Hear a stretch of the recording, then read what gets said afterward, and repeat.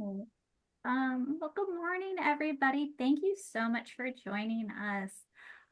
Today we have an overview of domestic violence training with Zuleika Gonzalez with CASA Pinellas. She's a community engagement manager.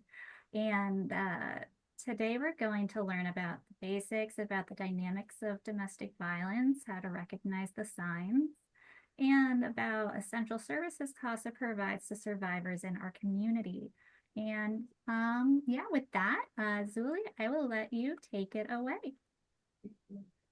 Thank you so much. Good morning, everyone. Thank you so much for joining us. My name is Zuli, and I work for CASA. I am the community engagement manager. So today, my goals for you all are just to get some tidbits out, some real takeaways about domestic violence. So when you're interacting with anybody who is experiencing domestic violence, you could be able to provide them with resources, and who to go to, where to go for assistance and help. I will be taking questions at the end, so I just ask you to, hold your questions towards the end. But you are more than welcome to drop any questions that you have into our chat that I can address at the end as well.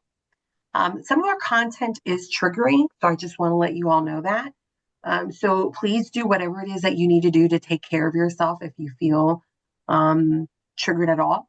And then again, our questions at the end. So we're going to do our domestic violence. Give me so I can get, there we go. Here we go.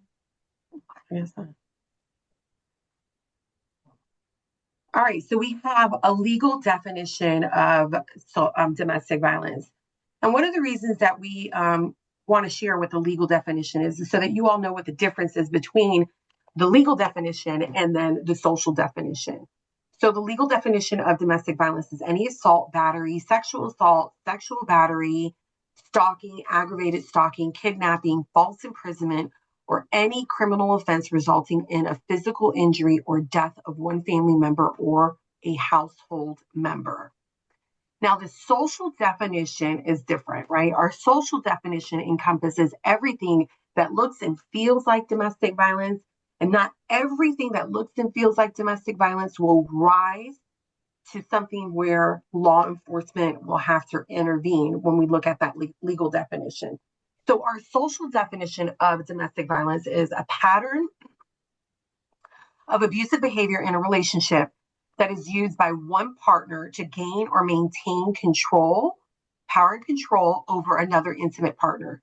Now, domestic violence can be physical, it can be sexual, emotional, economical, psychological actions of threats or actions that influence another person. This can also include intimidating, manipulating, humiliating, isolating, frightening, terrorizing them, coercing them, threatening, blaming, hurting, injuring, or wounding someone else.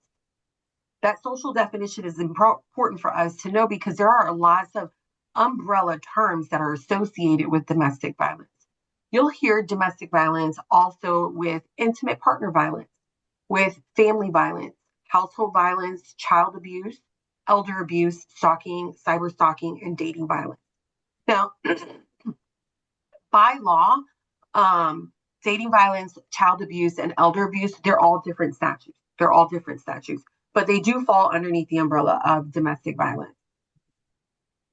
In the United States, our statistics are 1 in 3 women have experienced rape, physical violence, or stalking by an intimate partner in their lifetime. So that's 1 in 3. And we have about 14 people, I think, on our presentation. So if you think about it, out of 14 of us, we have, I'm really bad with math, but like 6 people on our group that probably have experienced, 4 people that have experienced some form of domestic violence based on our statistics. And then we have 1 in 4 men who experience domestic violence. And then 1 in 10 high school students report experiencing some form of physical violence from a partner in the last year. I often get asked how real these statistics are. And I worked at our local, now Pinellas County has a dedicated domestic violence courtroom. And that It's only because she has a DMV firm.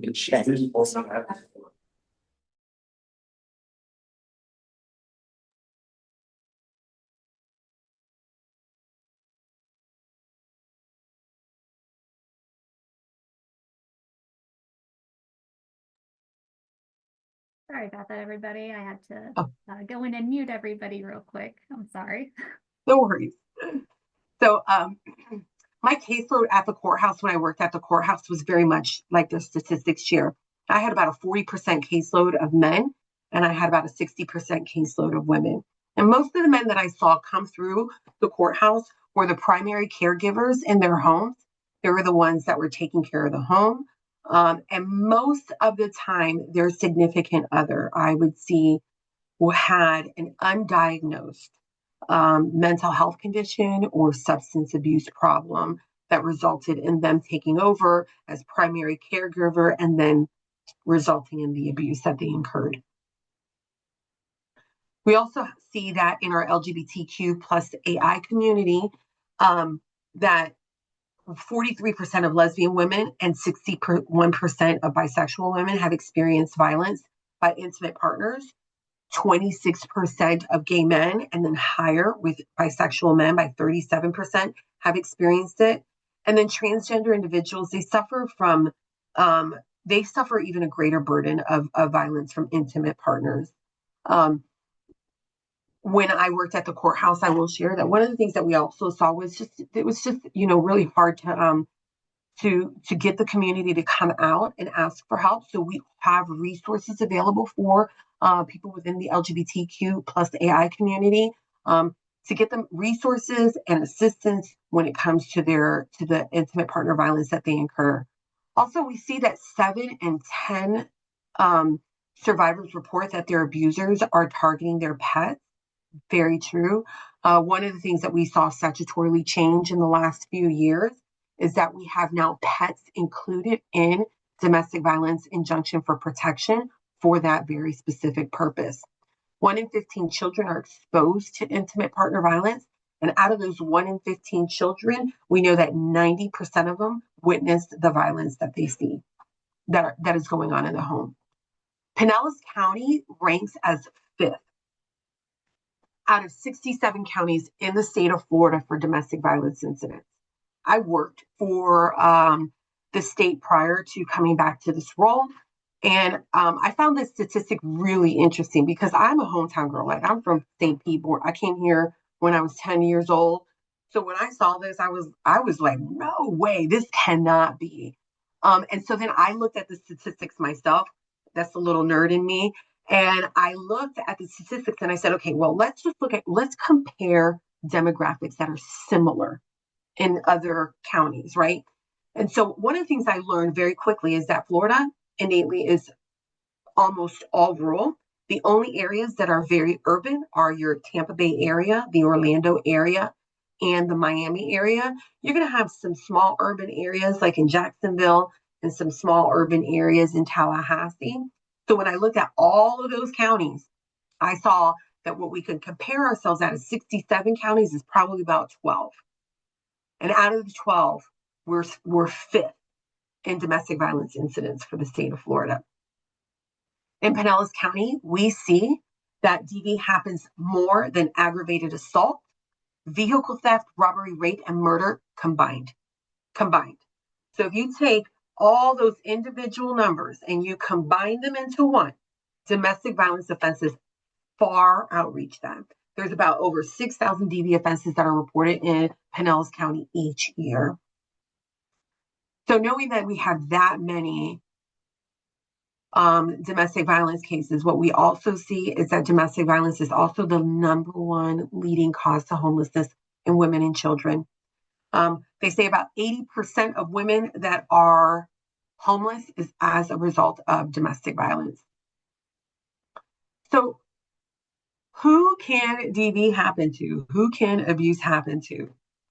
Well, domestic violence is an equal opportunity destroyer. It does not care, or it doesn't matter your education, the affluence that your family comes from, perhaps how much the financial security you have at home, how you grew up. Domestic violence can happen to anyone across all religions, races, ethnicities, genders, ages, abilities, sexual orientation, economic and educational levels. DV can happen between a current intimate partner and it can happen with a former intimate partner. And it also can include other family members. So it could be an uncle and a nephew if they're still if they're still residing in the same home. So it could happen between a parent and a child. And what we call that in the court, we call that familial violence, but it's still domestic violence. Domestic violence is really, at the end of the day, it really is about power and control. It is someone trying to assert power over someone so that they can control them.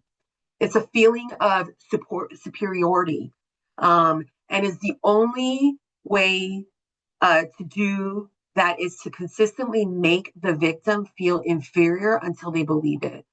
So batterers, it's a slow progression with their victims. Um, it's almost, and I compare it to when sexual assault victims are groomed. Batterers do that with their victims. They groom them and they slowly chip away at them to make them feel superior and themselves inferior, the survivor. And domestic violence is not an anger problem, and it's also not a substance abuse problem. I know a lot of people say, well, he really doesn't act like that when he's drinking, when he's not drinking, or when he's not angry. What happens when people have a substance abuse issue, or they have an anger problem? All it does is domestic violence just makes it amplifies it 10 times worse. That's all it does. So what does power and control look like? We have several things that when we use a power and control wheel, when we meet domestic violence survivors and come to see us, and we go through all the different types of methodologies of power and control that batterers use to leverage the control over them. So some of the things that we see is things like intimidation. I like to use the look, right? So how many of y'all grew up when y'all were little kids and you knew you were acting up and your mom would look at you across the room and she would just give you that look? And you just knew right then and there you had to act right. You knew if you didn't get it together, that something was going to happen either later on. Your mom was going to tell you to come and step outside. We need to have a conversation, right? Or I'm going to get you when I get home. That same principle applies also with batterers. We have something that we share when we train survivors. It's called Remember Thanksgiving. It's a story that was told by a survivor that we use all across the nation to talk about intimidation. And this survivor, she set up a Thanksgiving dinner for her husband. He specifically asked her for a specific type of wine. She couldn't find it. And when he came home, everything was set up to his specifications. It was a beautiful dinner. When he looked at that wine bottle, it wasn't her. He beat her so badly that she had to cancel the Thanksgiving dinner. She didn't see her family for a few weeks after that. And he would always tell her for years and years later, he would always say to her, remember Thanksgiving, remember Thanksgiving. So those are things, those are intimidations, those are tactics of intimidations that are used by abusers. Isolation. I always like to give references of isolation that are not like your typical things, right? Your typical things that you see is he'll move you cross country, he'll move you from one county to another county. But other things that you see that are isolation that are not very typical are things like you have a really good friend and your really good friend doesn't like him. She sees all the red flags, but you're just lost in the sauce that you don't see it, right? But he sees that she sees it. And he'll say things to her like, I know she's your good friend, but I don't really like the kind of influence that she has on you. I don't like it when you hang out with her. And slowly, you'll see that relationship taper off. Batterers will do that. I don't like that person that you're hanging out with. Or how about, just for your safety, hey, I'm going to go ahead and take you to this place and I'll just hang out there until you're done hanging out with your friends. And then, I'll take you afterwards. So when they start controlling the movements and where you go, that's part of isolation, limiting who they go and see, who they hang out with. that is part of isolation, taking away their phone, taking away their phones so they're not able to contact people, not having access to social media. Those are other tactics of isolation. Emotional abuse. Um, and so I just want to share also too, I'm referring a lot to he and her. And so we do recognize that there are men that are batterers. But for this training, I will be referring to she and her just because we just know overwhelming it's that dynamic. 80% of our victims are women, but we do recognize that we do have male victims. So in emotional abuse, you'll hear things like putting them down, where they're putting them down. They making them feel bad about themselves, calling them names, making them feel like they're crazy, playing mind games, humiliating them, making them feel guilty. In emotional abuse and within emotional abuse and minimizing and denying and blaming. And that little part of the wheel, you're gonna find where gaslighting falls in. So I'm sure you all have heard about gaslighting, but that's where gaslighting falls in. So I'm gonna give you an example of gaslighting, where it falls into emotional abuse and minimizing, denying, and blaming. Well, the buttons that you push that make me mad. If you would just behave the way I want you, that I ask you to, the way that you should, the way that everybody wants you to behave, then you wouldn't upset me. If you didn't push those buttons, I wouldn't get mad. And then if I get mad, then I end up hitting you. And so the things that set me off. And if you didn't do those things, then we wouldn't be here. And that is an example of gaslighting that encompasses emotional abuse, minimizing, denying, and blaming. They minimize what they do. Another example of minimizing, denying, and blaming is I would have a survivor who would tell me at times that her and her husband they like to play fight. And sometimes she would get upset. And for him to kind of break the tension, he would kind of play fight with her, but he would get mad in those play fightings and he would really hurt her. And so he would say, like, oh, it wasn't that bad of a deal. You're making such a big deal out of it. You know, I really didn't do that. You did that. You know, stop blaming me for something that we were having a really good time at. So that's where you're going to see a lot of minimizing, denying, and blaming. Or they're like, it's not that serious. You're making it a big deal. You know, when they use the children, they'll use the children to send messages. Go tell dad, let mom know if she doesn't do this, I'm getting ready to leave. And so what happens is that the children start to panic. Oh my God, dad's going to leave. So then they start sending messages between the children. And the other part of using the children is they'll say, I'll take the kids away from you. And if the partner is solely dependent on the abuser, that's a real scary thing, right? I'm going to take the kids away from you. You have no money to support them. You're going to have no house. You have no safe environment. And I'm taking the kids away from you. Economic abuse. They'll make the victim completely financially dependent on them, or they limit their ability to make money. So I think when we think about financial abuse, I think we think about economic abuse. We think about the obvious. She no longer works. She's completely financially dependent on him. And those are really real things, right? But what we also see is how they cut them off from their ability to make money. And so some things you'll see that where I had a survivor where she had to have certifications for her job. She had to have certifications in order to do her job. And her husband said, she didn't have to work at that time, but she would always keep up her certification. So should she want to go and re-enter the workforce, she could. So she thought he had done that. And when it was time for her to leave, she had found out that he had never done that. And now she had essentially had to start all over again when it came to her career. Using privilege, treating them like their servants, making big decisions and leaving their partner out of those big decisions. Defining each person's roles and defining them by gender roles, well, that's what you do because that's what a woman does, right?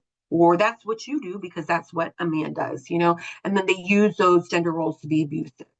And then you see coercion, threats that they either make or have them carry out to do something to hurt them, threatening them to leave them, threats of committing suicide, or threats of committing homicide, reporting them to child welfare, you know, um, or making them do illegal things.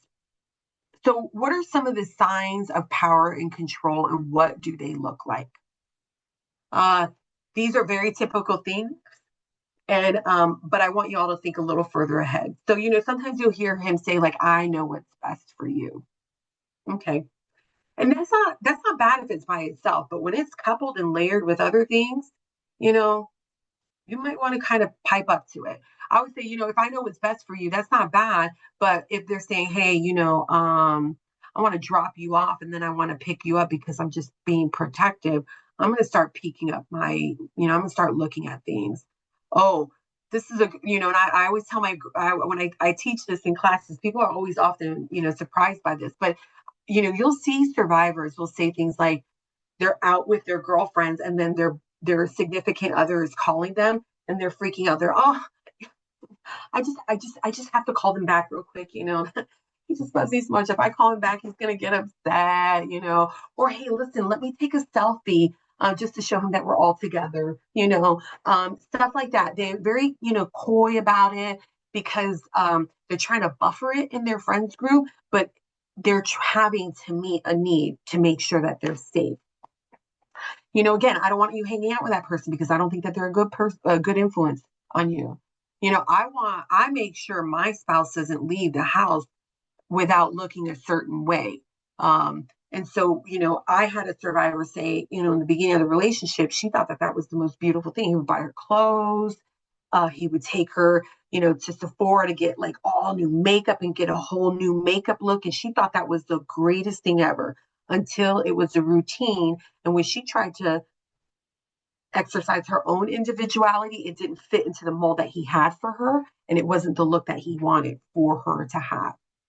So signs of power and control can also look like forced sexual acts, not having your own bank account, having your significant other having all the passwords to some of your things. You again using the children and the pets as leverage, controlling your wardrobe, making you feel pressured to act a certain way, and also withholding personal documents. So why do they stay? Why do they stay?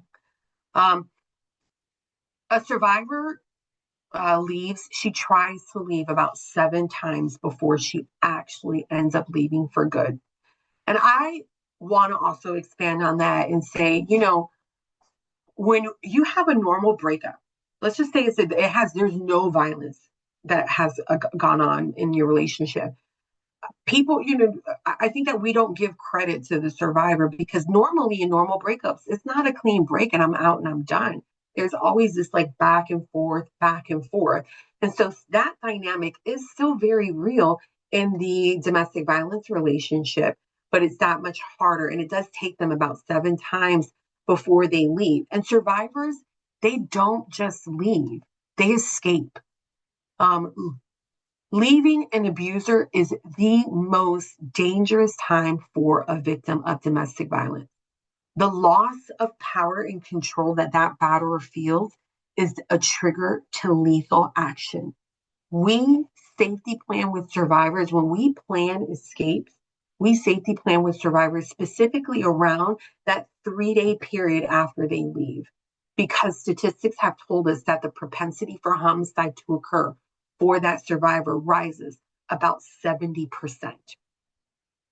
I like to compare it to, it's a drug. So power and control is a drug that a batterer seeks.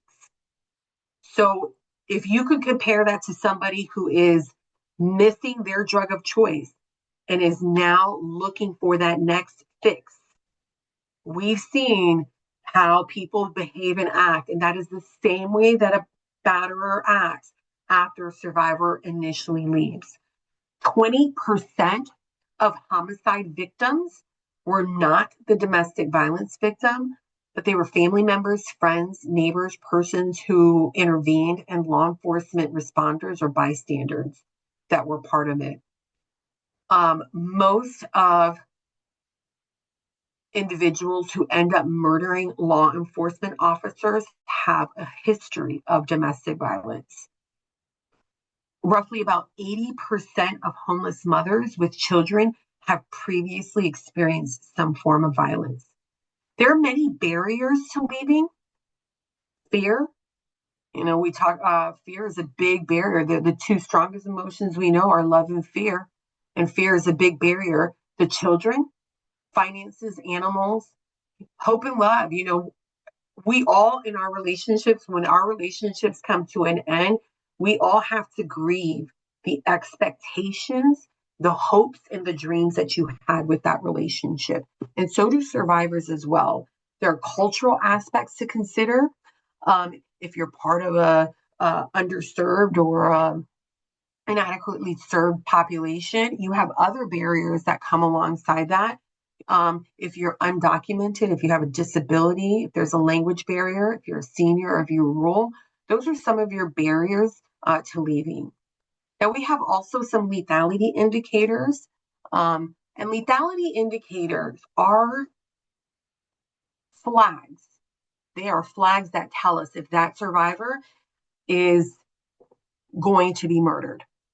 And so when we meet with our survivors to safety plan with them, we do a lethality assessment. The lethality assessment really helps us map out how we're going to safety plan with them. And what I like to tell you all is when we talk about safety planning is really just a nice word for an anti-murder plan. It's a way to help keep the survivors alive until they're able to find stability and safety somewhere else. So we do a lethality assessment, and then it gives us what our indicators are. And if they have a lot of indicators, it tells us, hey, we step up our actions and what we're going to do to assist our survivors. Some of our lethality indicators are physical violence has increased in severity and frequency. So he would hit you one time, and it would happen like once every blue moon, but now you're starting to see a pattern. So it's happening more frequently. And when it does happen, it's no longer just, a push or a shove. It's something even more. If they have access to weapons, especially a gun, if they talk about suicide, I'm going to kill you and I'm going to kill me. If you're not with me, I'm killing myself. If you leave me, I'm going to kill myself.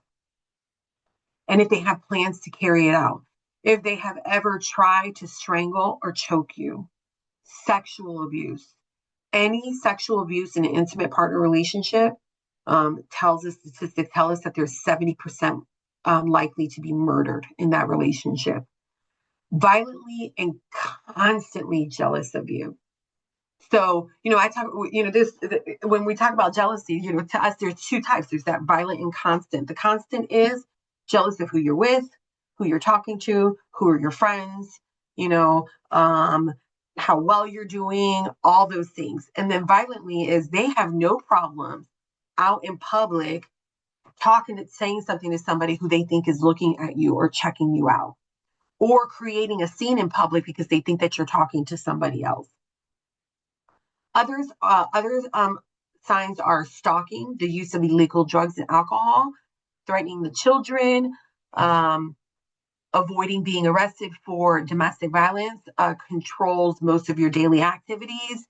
And then if our survivors believe that they have the ability of carrying out and are capable of killing them, that is a huge flag for us too.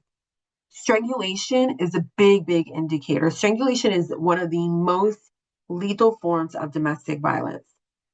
It's one of the lethal forms of domestic violence because within seconds, you can cut off airflow supply, and you can also cut off blood supply to the brain, and it can kill somebody within seconds. When we know that somebody has been strangled, we call it and we consider it the final warning shot. Because unconsciousness, again, can occur within seconds. And oftentimes there are no signs of strangulation. When I worked at the courthouse, I can tell you I have seen some of the worst strangulation cases, and oftentimes I saw no strangulation bruising on the neck. You'll see like the blood bursting around the eyes and the hoarseness of their their voice, but very small, very, very little immediate physical signs of strangulation. And the odds of homicide occurring when somebody has been strangled is 750% for victims who have been previously strangled. So, how do you help somebody who is experiencing domestic violence? We listen and we don't judge. I mean, it's cliche, but that's what we do. We listen and we don't judge. We believe them. We don't blame them. And it is, it's our instinct to ask questions that sound and feel judgmental. And so I would encourage you, just create space and community for the survivors so that you can be a safe space that they can turn to. Empower them. Remind them of all the strong and things that they have done before that they currently do. Don't force them or pressure them into leaving, getting help. Just let them know that there are resources available. And when they're ready and they want those resources, that you will provide it to them. Sometimes they just need to know that somebody close by has that information. They're just not ready right now. And then you can offer to help them with a safety plan or offer to help them get in contact with someone with resources that can safety plan with them. What we say absolutely does matter. It's important that we speak with empathy. It's important that we speak with compassion and grace.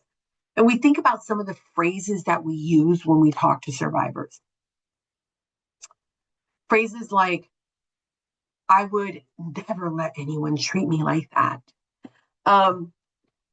These are phrases that survivors have told us that they have heard. And so we use them. And it seems pretty obvious, right? When you're seeing them on the screen, like, well, that's obvious. Like, I would never say something like that. But, in your conversation, sometimes we have like these knee-jerk reactions and we don't realize that we said things. And I'll tell you something. I had a therapist one time tell me she had a survivor come and see her, and it was a horrific incident of abuse that occurred to her. She said she was so jarred by the experience that the survivor was telling her that she was so caught up in it. She was like, oh my God, I can't imagine. I would never let anything like that happen to me. And she said she looked up and she saw the survivor's face and she saw how small she started to shrink. And she's like, I just was trying so hard to backpedal to be like, well, what I meant was, and da da da, so, those are some of, and that's what I'm speaking to is being really cognizant of some of the thought patterns that are coming through your mind and making sure that they're not coming out your mouth at the same time. And also too, like, why don't you just leave? Because leaving is not always an option. They can't just leave today and, it's an escape. And also, it must not be that bad if they're staying. We don't know all the context behind to why they're staying. And also, what could you do? I think we hear that, we get so shocked to hear that someone would do something physical like that to their intimate partner that the knee-jerk reaction is also to be like, girl, what'd you do? So making sure that we're cognizant of some of these statements that we're saying and that we're using statements that don't shrink those survivors, make them feel even smaller than they are, but that we're empowering them. Calling the police. If you see and you know that physical violence is actively occurring, call the police. If I'm a neighbor and I can hear screaming and thumping going on, I'm going to call the police. But I want you all to understand something, that calling the police, there's a lot of fear associated around calling the police. Understand that fear with calling the police could be with their job, could be family, acquaintances knowing, scared that they're going to be discriminated against or not taken seriously, scared that their secret is now out because police now are out in front of the house, right? Certain communities are more fearful to call the police because they don't have a trust with law enforcement. And then also, when we talked about the legal definition and the social definition of domestic violence, we have to understand that there are certain criteria that law enforcement have to meet in order to make an arrest. And if all those things aren't present, they can't make an arrest. And so if you call, and so sometimes law enforcement, and I've talked with law enforcement officers, they go there and they can visibly see something has happened. They see stuff, but no one's saying anything. They can't determine who the primary aggressor is. They can't even find a victim. They can't do anything because they have to meet a measure. So calling the police can sometimes worsen things for victims. So that's why I say you must only call if the violence is happening because the officer has to determine if there's probable cause. We want to be able to call violence what it is, call it out, call it what it is. I have a beautiful love-hate relationship with the media. They love to have interview me as a subject matter expert for domestic violence, but I also call them out on a lot of things because you'll see things on the news and it'll say, oh my God, there was a murder-suicide. I challenge you all.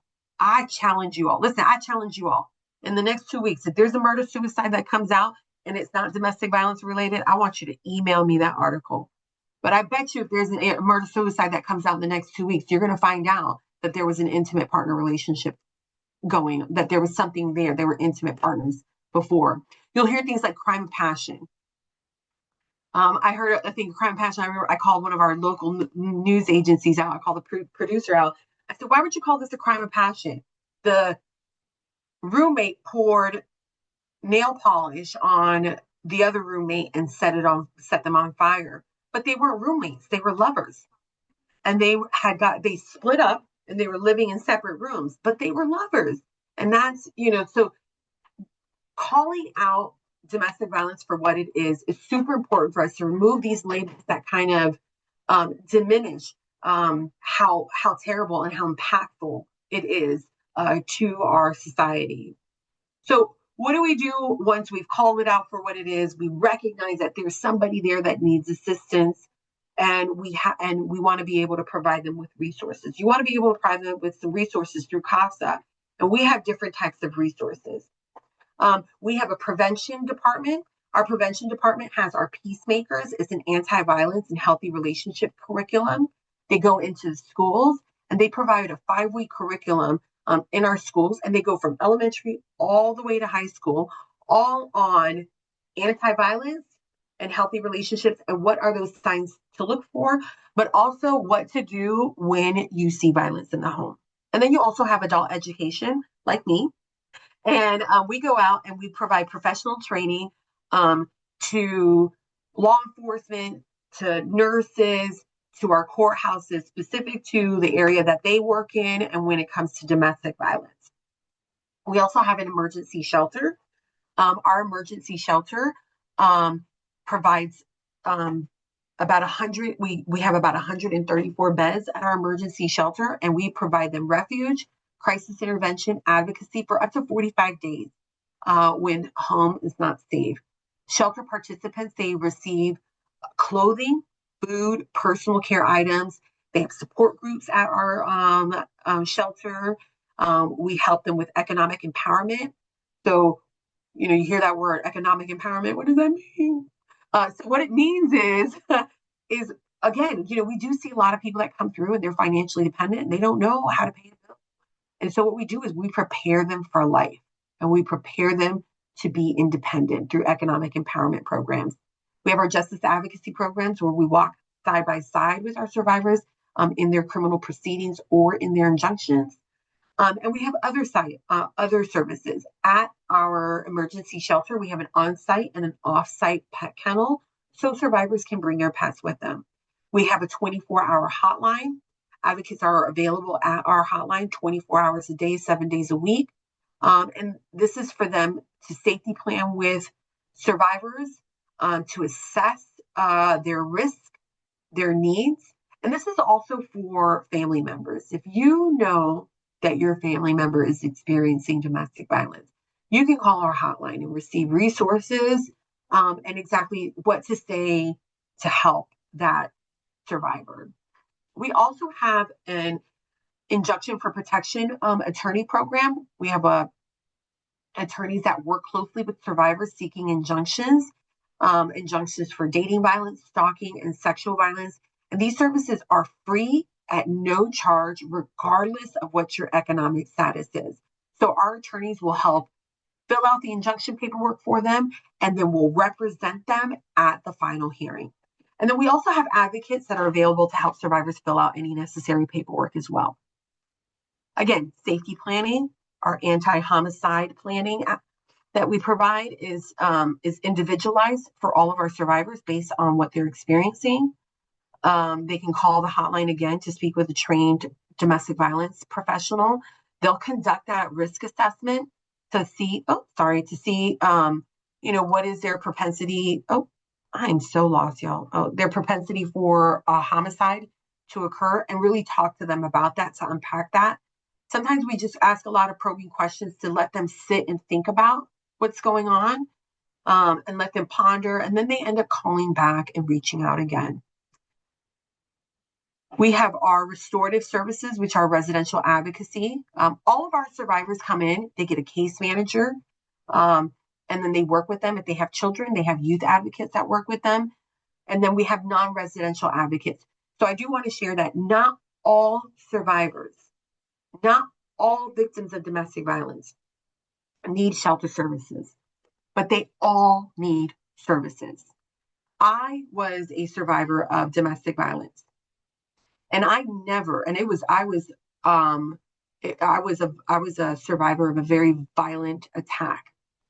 And my batterer ended up going to prison. He served about 7 years in prison for what he did to me. I never needed shelter services, but I needed outreach. And I accessed every single bit of CASA's outreach services, every single bit of it. One of the things that they helped me do was they helped me move into a new location. So I was able to get some funding to help me move. I was able to get an alarm system put on my new house. I got therapy for not just me, but for me and my kids. So there are lots of services that we provide that are not necessarily shelter, and not all survivors need shelter. And so we have our non-residential services is our child welfare. We have advocates that are co-located with our CPI investigators. We have advocates that are co-located with law enforcement. And then we have advocates here at our Family Justice Center. Our restorative services are our housing program. We have an extensive housing program because we do recognize that there's a lot of dependence. Dependence is a form of abuse. And so in our housing program, we have a permanent supportive housing program. Our permanent supportive housing program is for survivors that have a DV-related disability, and they can stay as long as they need. It's like a Section 8 program, but it's project specific. And so if they have a DV, domestic violence related disability, they can stay at that permanent supportive housing unit. It's a 34 unit housing unit, and we have CASA staff that's there on site, and they are case managed. We have a transitional housing program. I love this program. This program is just such an incredible program. And it is when we identify survivors that come in through shelter and they have not worked for a very long time. They don't know how to pay bills. They don't know how to manage their funding. What we do is we get them into transitional housing, and it is an intensive 2-year program where we teach them to be independent again. And then from there, they do 2 tracks. They can go to school and they can further their education, or they can work. And then based on their income, then it's how much they pay in rent. So it's 30% of their income is their rent, and then they are case managed, and they also have support groups there for their children. So we have 2 transitional housing units. We have one in South County, and we'll have one in North County. And then we also have our rapid rehousing program, which I'm sure you all are aware of. We have our Family Justice Center. So our Family Justice Center is where you can come and get resources. And our Family Justice Center opened in 2022. It is endorsed by the U.S. Department of Justice. It's a model that reduces the likelihood of a client being exposed to repetitive incidences and experiencing homelessness and being murdered. What we do at our Family Justice Center is that we offer comprehensive, collaborative, trauma-informed free services. Our survivors can come with their children. We have a child care facility on site.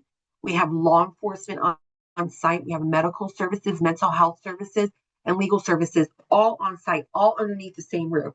So if a survivor needs to speak with law enforcement, the state attorney's office, medical person, all of them move from their offices to come to the office where the survivor is at to receive the services that they need.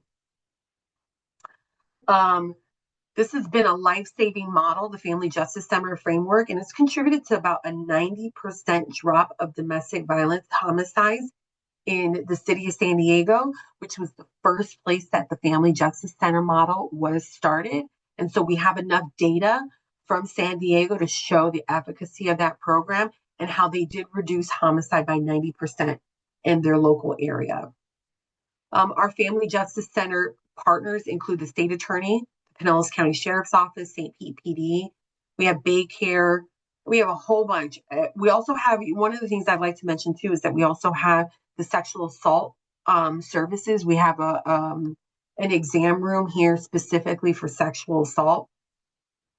And then we work really closely with our juvenile welfare board. Now, our ongoing impact is, we answered last year, we answered about 10,231 calls in our hotline call. When I looked at that number, I was like, wow, I wonder how much that is. And that's about 30 calls a day. And I work the hotline. And when you do the hotline, you're spending about an hour to an hour and a half with people on the phone. So that's really amazing. What are ways to get involved? You can get involved by, you can donate monetarily or you can give in-kind donations. You can also volunteer. We have a lot of volunteer opportunities at our thrift store, indirect or direct advocacy, special events. And you can reach out to Alyssa right here if you wanted to volunteer. All right, any questions? This is the time that you guys get to unmute yourself. Before I unmute, before we move on, what I would like to do is I want to share the next slide. And this is this QR code. If you all don't mind providing us some feedback, if you don't mind snapping that QR code with your phone, if you can, and then providing us with feedback, we really appreciate that. All right, questions? Any questions?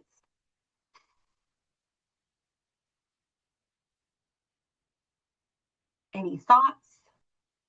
Would you mind putting the QR code back up? Sorry, somehow I missed it. Yep. Let me show that to you. Thank you. No worries. I think no. And let me toggle back. Do you see it? Y'all see it? Not yet. Okay, let me see. There we go. All right. Thank Any you. questions? Thank you so much. I appreciate that. Any questions, concerns, thoughts? I just had one question. I know in the beginning you said what your title was. It's community. I'm the Community Engagement Manager for CASA. Okay, thank you. You're welcome. All right, well, listen, hey, thank you all for joining us. I know you all work in social services, and that you all are here and that you all work with the Homeless Leadership Alliance. And I want you all to walk away and know that when you look in the mirror every day, superheroes look like you. They don't come in tights and capes. They look just like you all. And thank you all so much for the work that you do for our community. And if there are no questions, I'm going to hand it over back to Megan. Julie, that was fantastic information. I hope that everybody who attended today really got a lot out of it like I did. And yeah, I don't see any questions in the chat.